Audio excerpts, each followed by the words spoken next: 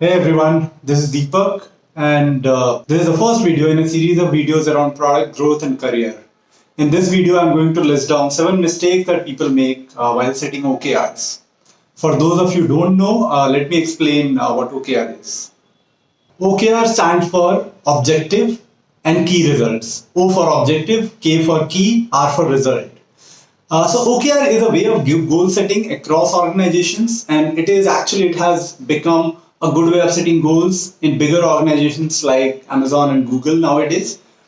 OKRs actually is not a new concept. The concept goes back to 1970s when Andrew Grove, who was the CEO of the Intel, actually used OKRs to set goals across Intel. So let me give you an example and explain what OKR is, right? So suppose you are a product manager for a company and you just launched the product. One of the first objectives that the CEO gives you is to grow the product. Now, growing the product can be achieved in many ways, which is why we have to tie definitive key results to this objective.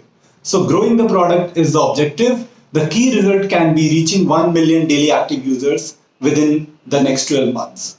Another key result can be reaching 12 minutes per user of engagement in 1 year.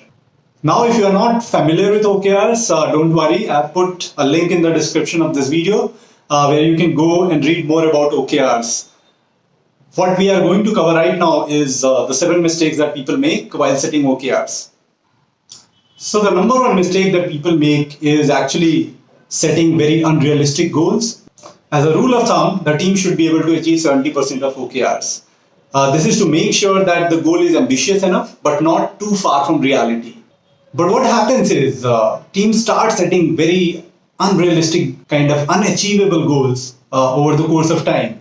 And this leads to a lot of burnout because people are not able to hit even 20-30% of it. There is a way to avoid that. And we can do this by doing a bottoms up estimation, which is like people who are working on this project, let them estimate what is actually achievable, and then also take a top down view, right? So top-down view will give ambitious objective, bottoms up will kind of correct that objective. If the gap between the two is very huge, that means that there is some gap between the plan of action and what the management wants to do. The second mistake people make while setting OKRs is they keep it vague. Now, some of you might know that the golden rule for goal setting is the goal should be SMART. S for specific, M for measurable, A for attainable, R for relevant, and T for time bound. Any goal which misses one of these key components is not a good goal, right? Now, what happens is when it comes to objectives, people can be abstract and they should be abstract, which is like increase growth or increase sales, right? But when it comes to key results, people should be specific enough so that you can know when you have actually succeeded in achieving that. But what happens is we set up objectives like understanding user better and then key result as doing user research. Now, doing user research is not specific and measurable, which is why it's not a good way of setting OKRs.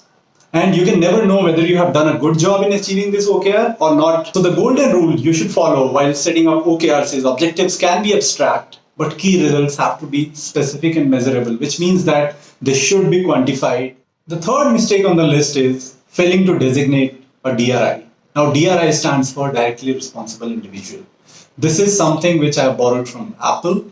So Apple does this thing where when they set a goal, they put one person in charge. This person is supposed to bring everybody together in the room. Now, one of my favorite quotes when it comes to management is when it's everyone's responsibility, it's no one's responsibility. And DRI captures that sentiment very beautifully, which is why every time you set up a goal, make a DRI for it. Make a person who is directly responsible for it. A goal with no DRI is like a car with no driver. It is not going anywhere. A goal with too many DRIs, actually it's not DRI. A goal with too many people assigned to it is like having too many drivers for a car. Let's talk about the fourth mistake. The fourth mistake is not mapping team members' competencies and aspirations to the OKRs.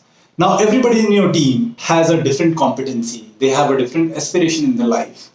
And what we can do is if you can understand those competencies and aspirations and map those to OKRs, give them some objectives, some key results, which actually help them achieve their personal aspirations. and which actually play to their strengths, you can achieve a lot, right? When it does not happen, what happens is everything becomes task to people, right? But when OKRs map to their strengths, their aspirations, they are actually motivated. They put in a lot of energy to achieve it because it is something that they feel very strongly about.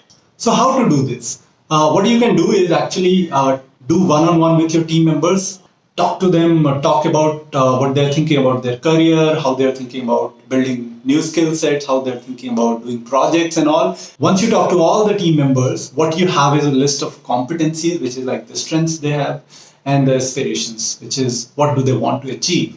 And now you have a set of OKRs, and you can try and match it to people's competencies and OKRs. This is the most difficult one. The reason is it will not happen that you have all the objectives which map to people's aspirations and competencies. But what can happen is if you start pushing the team in this direction, even if you map one objective to somebody's aspiration, they will be happier that quarter. Right? Let's come to the fifth one. The fifth one is actually poor resource allocation, and I'm sure a lot of people in the audience can relate to it.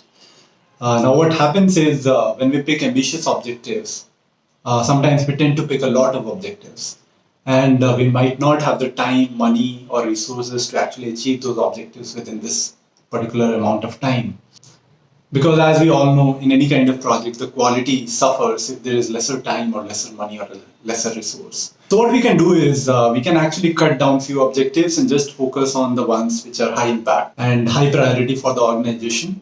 The sixth mistake is an interesting one. It is teams focusing on outputs and not outcomes. Let me take a minute to explain the difference between output and outcome.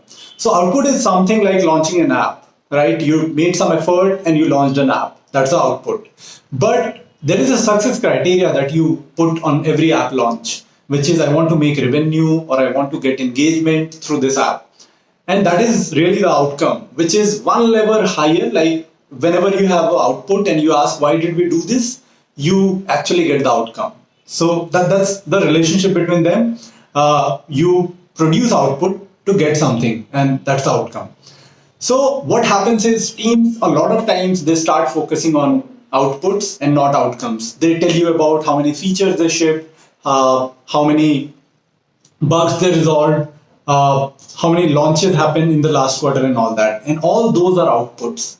They are good to have, but if they don't actually meaningfully change something for the user or for the business, because you haven't brought any outcome. So this is a mistake to keep in mind for all of you, which is like focus on outcomes, not outputs when defining OKRs. The final one is actually not about defining the OKRs, but what to do after that. So once teams define the OKRs, they make the seventh mistake, which is not having a regular check-in. Once you are defined the OKRs, what you should do is you should set up a weekly meeting. You should invite everybody who is involved in making the OKRs successful in this meeting and do a weekly check-in to see how we are progressing over OKRs. You can ideally make an Excel sheet and just keep tracking the progress over the weeks. This kind of does two things. The first thing it does is it sets up accountability mindset in the team. They know that they have to make some progress in a particular week when it comes to OKRs, right? So the regular checking ensures accountability. The second thing that it does for the team is everybody comes together, and if there are any troubles, people can actually point that out early on.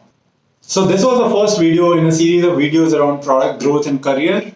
What I'm going to do is I'm going to publish regular videos on this channel. So subscribe to this channel. See you next week.